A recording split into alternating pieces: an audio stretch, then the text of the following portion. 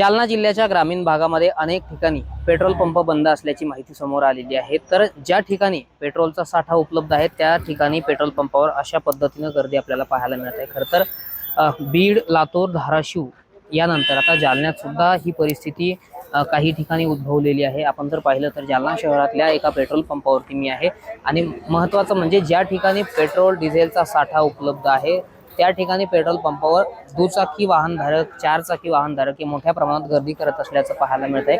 आपण पाहू शकतो की या पंपावरचा डिझेलचा जो साठा आहे तो नुकताच संपलेला आहे। केवळ पेट्रोल या पंपावरती शिल्लक आहे आणि पेट्रोल भरण्यासाठी दुचाकी वाहनधारकांनी मोठी गर्दी केल्याचं चित्र आपल्याला पाहायला मिळते। खरं तर गेल्या 2 ते 3 दिवसापासून इंधनामध्ये दरवाढ होणार किंवा पेट्रोल डिझेल मिळणार नाही अशा प्रकारच्या ज्या अफवा आहेत त्या पसरल्या आणि त्यामुळे ग्रामीण भागातील जे नागरिक आहेत ते पेट्रोल भरून घेण्यासाठी एकच गर्दी खरं तर पेट्रोल पंपावरती करत आहेत। सध्या खरीप हंगामाच्या मशागतीचा काळ सुरू असल्याने अनेक ठिकाणी ट्रॅक्टर चालकांना इंधन मिळत नाही, त्यामुळे अनेक ठिकाणी पेट्रोल पंप जे आहेत ते बंद आहेत आणि त्यांच्यावरती स्टॉक सुद्धा संपलेला आहे। मात्र ज्या पंपावर इंधन शिल्लक आहे त्या पंपावर अशा पद्धतीने गर्दी होत असल्याचं चित्र खरं तर आपल्याला पाहायला मिळतंय।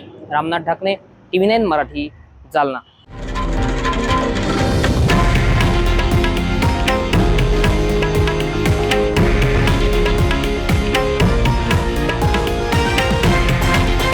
हे आहे देशातील नंबर 1 न्यूज नेटवर्क आणि आपण पाहत आहात TV9 मराठी, एकमेव।